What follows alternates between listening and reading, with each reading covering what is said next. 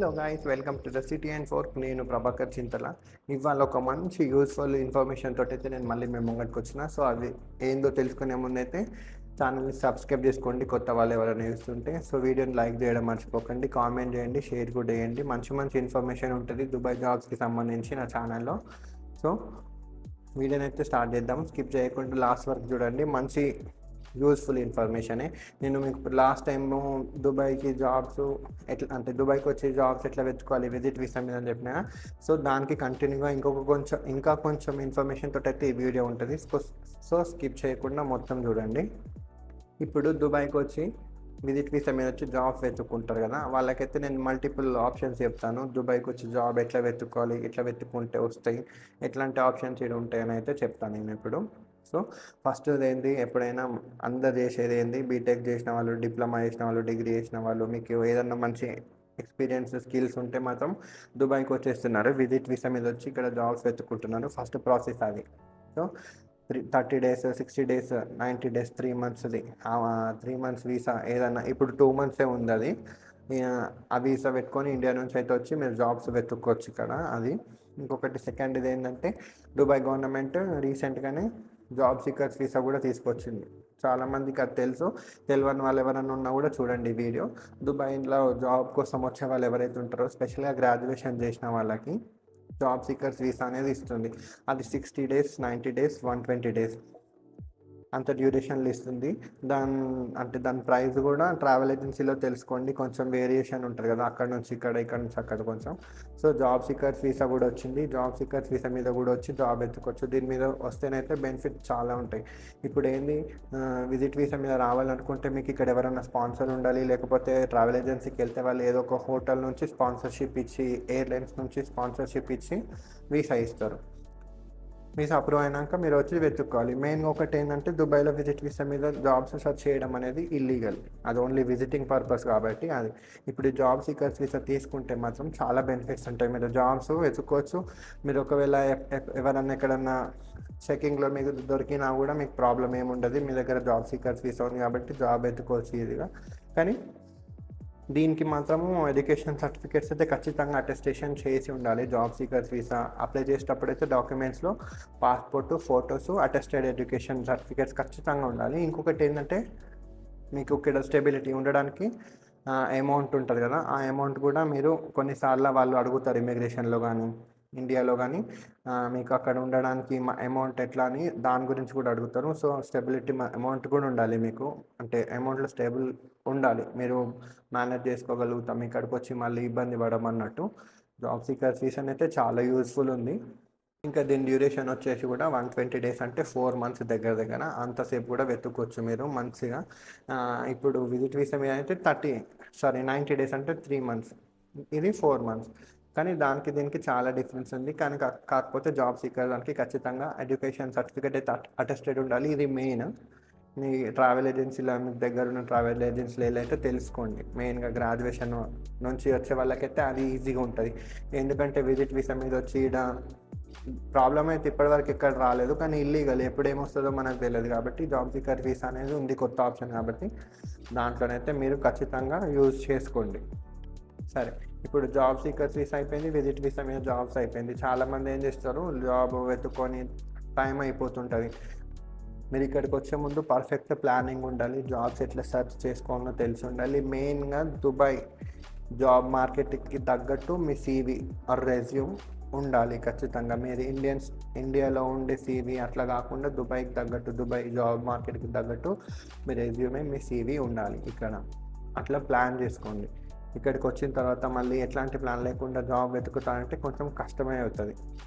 ఇంకోటి ఏంటంటే, నెట్వర్కింగ్ పెంచుకోండి. నెట్వర్కింగ్ పెంచుకునే దాంట్లో మెయిన్, మీకు చాలాసార్లు చెప్పిన, దుబాయ్లో అంటే ఎట్లాంటి జాబ్స్ కోసం వెబ్సైట్స్ కొన్ని ఉన్నాయని ఒక వీడియో ఉంది కదా, దాంట్లో లింక్డ్ఇన్ గురించి చెప్పిన, గుర్తుంది కదా. లింక్డ్ఇన్లోనైతే ఖచ్చితంగా ప్రొఫైల్ క్రియేట్ చేసుకోండి. దుబాయ్లో 60% ఆఫ్ జాబ్స్ లింక్డ్ఇన్ నుంచే వస్తాయి. తర్వాత ఇంకా ఇండీడ్, నౌకరీ ఇవన్నీ ఉంటాయి కదా, వీటినన్నింటినీ కూడా కరెక్ట్ ప్లాట్ఫామ్స్ని కరెక్ట్గా యూజ్ చేసుకోండి.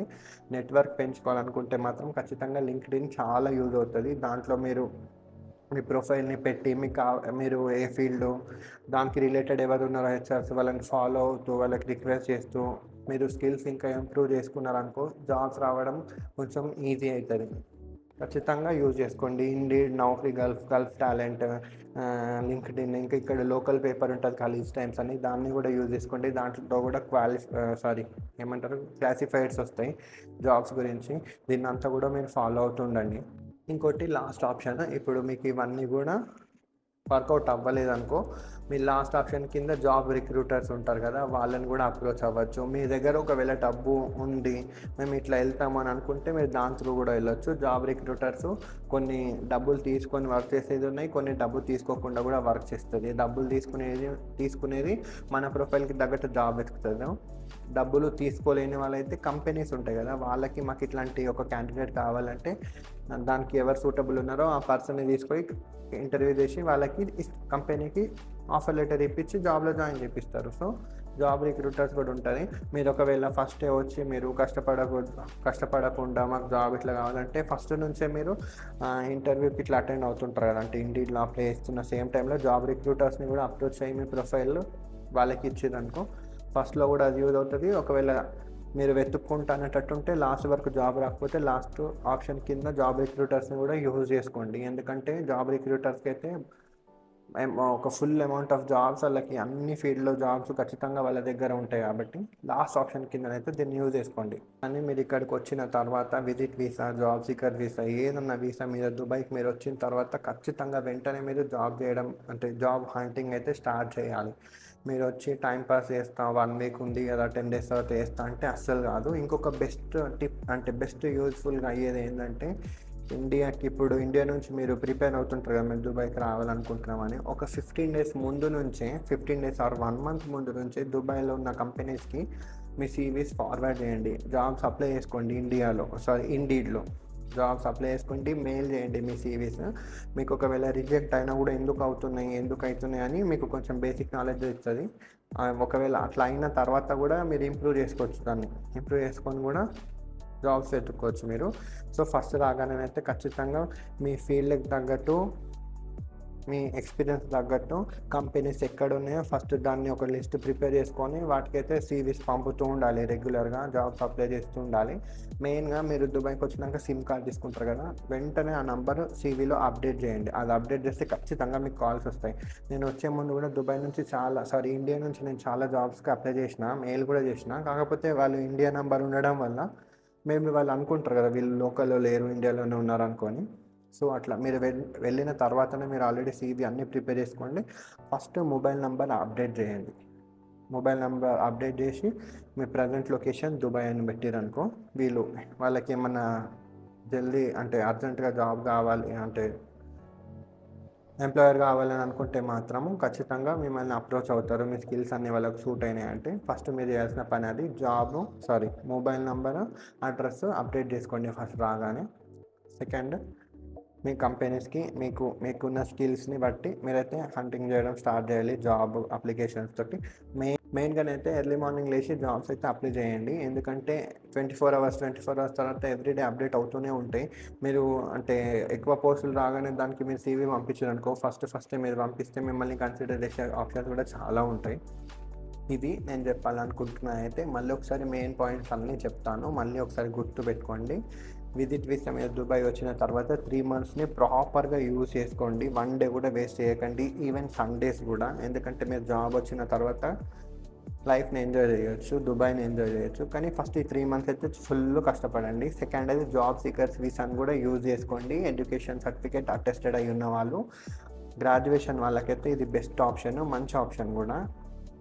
థర్డ్ది వచ్చేసేమో ఈ ప్లాట్ఫామ్స్ ఏవైతే ఉన్నాయో జాబ్ వెబ్సైట్స్ అవన్నిటినైతే ఖచ్చితంగా వాడుకోండి. ఇండీడ్ని అయితే అస్సలు మర్చిపోకండి. నెట్వర్కింగ్ పెంచేదైతే అదే మెయిన్గా. సేల్స్ అనేది ఉంటుందా, సేల్స్ కేటగిరీ జాబ్స్ ఏదైతే ఉందో వాళ్ళకి 100కి 200% లింక్డ్ఇన్ యూజ్ అవుతుంది నన్ను అడిగితే మాత్రం. ఇంకా లాస్ట్ ఆప్షన్ కింద జాబ్ రిక్రూటర్స్ ఏజెన్సీస్ ఉంటాయి కదా, వాటిని అప్రోచ్ అవ్వాలనుకుంటే ఫస్ట్ అప్రోచ్ అయిపోండి. ఈ ఫస్ట్ 3 వర్కౌట్ అవ్వకపోతే లాస్ట్ ఆప్షన్ కింద జాబ్ రిక్రూటర్స్ని మీరు దాని త్రూ కూడా మీరు అప్లై చేసుకోండి జాబ్స్. సో ఇట్లా ప్రాపర్ ప్లాన్ తోటి వచ్చి మీరు దుబాయ్ మార్కెట్కి తగ్గట్టు మీ సీవీని అప్డేట్ చేసుకొని ఇక్కడికి వచ్చారనుకో అడ్రస్ మొబైల్ నెంబర్ చెప్పిన కదా అది కూడా అప్డేట్ చేసుకుంటే మాత్రం బాగుంటుంది. మీకు కాల్స్ వచ్చే ఛాన్సెస్ అయితే ఫుల్గా ఉంటాయి. ఇంటర్వ్యూకి అటెండ్ అయ్యే ఛాన్సెస్ అయితే ఏది కూడా మర్చిపోకండి. ఇంకా సీవీఎస్ కూడా ఏదో నార్మల్గా ఉంది కదా అట్లా ఏం కాకుండా జస్ట్ కీ పాయింట్స్ ఏవైతే ఉన్నాయో అవి హైలైట్ చేసి మీ రెజ్యూమేని సీవీ తయారు చేసుకొని పెట్టుకుంటే చాలు. ఇక్కడ దుబాయ్లో ఇంటర్వ్యూస్లలో కూడా ఎక్కువ ఏం ఉండదు. మ్యాక్సిమం అంటే మ్యాక్సిమం 15 మినిట్స్ కూడా ఉండదు ఇంటర్వ్యూ. వాళ్ళు నీ సీవీలోనే మొత్తం చూస్తారు, నీ స్కిల్స్ అడుగుతారు, నీ గురించి జస్ట్ నీ పర్సనల్స్ ఏవైతే ఉంటాయంటే tell me about your self అంటారు కదా, జస్ట్ ఒక క్వశ్చన్ తర్వాత నీ స్కిల్స్, నీ ఎడ్యుకేషన్ కూడా చాలాసార్లు చూడరు. నీకు స్కిల్స్ ఎక్స్పీరియన్స్ ఉంటే అవి వాళ్ళకి అంతే కావాలి. జస్ట్ 10 మినిట్స్ లోపల కూడా ఇంటర్వ్యూస్ కంప్లీట్ చేసి జాబ్ ఇచ్చే వాళ్ళు కూడా చాలా ఉంటారు. ఇంటర్వ్యూస్ అయితే ఇంత ఎక్స్టెండ్ అవ్వవు, భయం కూడా పడాల్సిన అవసరం లేదు. మీరు దేనికోసం వెళ్తున్నారో జస్ట్ అదే ప్రిపేర్ అవ్వండి. మీకు ఉన్న స్కిల్స్ దాని మీదనే క్వశ్చన్స్ ఉంటాయి కాబట్టి అంతే ప్రిపేర్ అయితే చాలు. సో ఇదైతే మీకు చాలా యూజ్ అవుతుందని అనుకుంటున్నాను. ఆ లాస్ట్ వీడియో అంటే ఏదైతే నేను జాబ్స్ ఎట్లా వెతకాలి దుబాయ్లో అని చెప్పినా దానికి ఇది కంటిన్యూ. దాని లింక్ కూడా నేను కింద పెడతా. కొత్త వాళ్ళు ఎవరైనా చూస్తుంటే అది ఒకసారి చెక్ చేసుకోండి, మీకు ఐడియా ఉంటుంది. దాంట్లో చాలా ఇన్ఫర్మేషన్ చెప్పిన. 3 months వచ్చి విజిట్ వీసా వెతుక్కొని ఫోన్ అంటే మీకు రూమ్ ఎట్లా తీసుకోవాలి, సిమ్ కార్డ్స్ ఎట్లా తీసుకోవాలి అని అన్ని ఇన్ఫర్మేషన్ ఉన్నాయి. సో ఈ ఇన్ఫర్మేషన్ కూడా మీకు యూజ్ అవుతుంది అనుకుంటున్నా. ఖచ్చితంగా యూజ్ అవుతుంది, ఎందుకంటే ఇప్పుడు నేను చెప్పిన 4 ఇంపార్టెంట్ పాయింట్స్ కాబట్టి మీరు కొంచెం ప్రాపర్గానన్నా మీరు మీ సీవీని డెవలప్ చేసుకొని జాబ్ హంటింగ్ చేస్తే మాత్రం జాబ్ ఖచ్చితంగా వస్తుంది. సో ఎవరైతే జాబ్ కోసం అయితే వస్తున్నారో వాళ్ళకైతే ఆల్ ద బెస్ట్ ఫస్ట్ నేను చెప్తున్నా. మెయిన్ ఒకటి ఏంటంటే ఇప్పుడు జూన్ వచ్చింది, జూలై వస్తుంది, ఆగస్ట్ వస్తుంది. ఈ 3 months అయితే సమ్మర్ పీక్స్లో ఉంటుంది, చాలా కష్టము. ఇప్పుడైతే జాబ్స్ వచ్చి బయట మీరు తిరగలేరు. ఇక్కడ సమ్మర్ పీక్స్లో ఉంటుంది, 50 degrees దాటిపోతుంది టెంపరేచర్. మీరైతే బయట చాలా ఇబ్బంది పడాల్సి వస్తుంది. సో సెప్టెంబర్ 2nd week నుంచి అయితే ప్లాన్ చేసుకోవడం స్టార్ట్ చేసుకోండి, ఎందుకంటే కొంచెం వింటర్ ఉంటుంది. జాబ్ కాంపిటీషన్ ఎక్కువనే ఉంటుంది, అందరు ఆ టైంలో ఎక్కువ వస్తారు. ఇంతకుముందు విజిట్ వీసా మీద వచ్చి జాబ్ ఎత్తుకోవడం అనేది కొంచెం తక్కువ. కానీ కోవిడ్ తర్వాతనైతే ఇష్టము అంటే ఇప్పుడు డిగ్రీ చేసిన వాళ్ళకి బేసిక్ నాలెడ్జ్ అయితే ఉంటుంది, అందరికీ తెలిసిపోతుంది దుబాయ్కి విజిట్ వీసా మీద వెళ్ళి జాబ్ వెతుకోవచ్చు అని. సో కాంపిటీషన్ కూడా చాలా ఎక్కువనే ఉంటుంది. కాంపిటీషన్ ఎక్కువ ఉన్నా కూడా మీకు స్కిల్స్ మంచిగా ఉంటే మాత్రం ఖచ్చితంగా జాబ్ మీకు వస్తుంది. సో ఏం టెన్షన్ పడాల్సిన అవసరం లేదు, ఫ్రీగా వచ్చి వెతుక్కోండి. లైఫ్లో ఎప్పుడైనా ఇప్పుడు వచ్చి డబ్బులు అప్పు చేసుకొని వెళ్తాము, మనకు జాబ్ రాకపోతే ఎట్లా మళ్ళీ అట్లాంటి థాట్స్ ఉన్నా కూడా మీరు మళ్ళీ రిటర్న్ వచ్చి ఇండియాలో నేను జాబ్ చేసుకోగలుగుతా అని మీరు మోటివేట్ చేసుకోండి. ఫస్ట్ ఖచ్చితంగా రిస్క్ తీసుకుంటేనే ఏదైనా కూడా మనకు మంచి అవుతుంది. అంతే. సెకండ్ ప్లాన్ కూడా పెట్టుకోండి. ఇప్పుడు దుబాయ్కి వచ్చిన తర్వాత జాబ్ రాకపోతే మళ్ళీ ఎట్లా, ఇప్పుడు నాకు అప్పులు అయిపోయినాయి, అది టెన్షన్ కూడా అవసరం లేదు. మెంటల్గా ముందే ప్రిపేర్ అవ్వండి. వాడు ఒకవేళ రాకపోయినా నేను వచ్చి ఇండియాలో వేసుకొని మళ్ళీ ట్రై చేస్తాను అనుకోండి, అంతే. తప్పిస్తే బాధపడవద్దు, ఎందుకంటే కాంపిటీషన్ ఎక్కువ. మన లాంటి వాళ్ళు చాలామంది కూడా ఉంటారు కాబట్టి ఏదైనా కూడా పర్ఫెక్ట్గా మనం ప్రిపేర్ అయితే ఖచ్చితంగా జాబ్స్ వస్తాయి. టెన్షన్ పడేది ఏం లేదు. నేను ఇప్పుడు ఇదంతా చెప్పినాను ఏదో ఆలోచించకండి, బేసిక్గా నేను చెప్తున్నా. ఇప్పుడు మెయిన్గా మన మిడిల్ క్లాస్ వాళ్ళకు ఉండే ప్రాబ్లమే అది కాబట్టి నేనైతే చెప్పిన. సో ఇవైతే యూజ్ చేసుకోండి, ఇదంతా ఇగ్నోర్ చేయండి మీకు ఇంపార్టెంట్ కాకపోతే. కానీ జాబ్స్ మ్యాటర్ ఇన్ఫర్మేషన్ అయితే ఇగ్నోర్ చేయకండి. మీరు వచ్చి అయితే మంచిగా ఈజీగా వెతుక్కోండి. జాబ్ రిక్రూటర్స్కి ఇన్ఫర్మేషన్ మీకు ఏమైనా కావాలంటే నేను లాస్ట్ వీడియో ఒకటి చేసిన కూడా జాబ్ రిక్రూటర్స్ అని, దాని లింక్ అయితే కింద డిస్క్రిప్షన్లో పెడతాను, జస్ట్ చెక్ చేసుకోండి. టాప్ రిక్రూటర్ ఏజెన్సీలు ఏమున్నాయో దుబాయ్లో అది.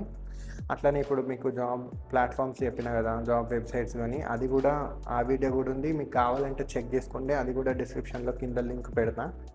ఇది కాకుండా మీకు ఇప్పుడు ఫస్ట్ విజిట్ వీసా మీద వచ్చి ఎక్స్పెండిచర్ ఎంత అవుతుంది, జాబ్ ఎంత అంటే 3 monthsకి ఎట్లా వెతుక్కోవాలని ఒక వీడియో చేసినా కూడా, మెయిన్ వీడియో నాది, అది కూడా కింద లింక్లో డిస్క్రిప్షన్లో పెడతా. ఆ లింక్ కూడా మీరు చెక్ చేసుకోండి. అదే కాకుండా చాలా ఇన్ఫర్మేషన్ సంబంధించిన వీడియోస్ ఉన్నాయి నా ఛానల్లో, అన్నీ చూడండి మీరు. Thank you. వీడియోస్ చూసిన వాళ్ళందరికీ పెద్ద థ్యాంక్స్ చెప్తున్నా. అట్లనే ప్లీజ్ నాకు ఇంకా సపోర్ట్ చేస్తూ వీడియో షేర్ చేయండి, సబ్స్క్రైబ్ చేసుకోండి. కొత్త వాళ్ళు చూస్తుంటే లైక్ చేయడం మర్చిపోకండి, కామెంట్ కూడా చేయండి. నెక్స్ట్ ఒక మంచి వీడియోతో వస్తాను నేను. థ్యాంక్ యూ అండ్ బాయ్ అందరికీ.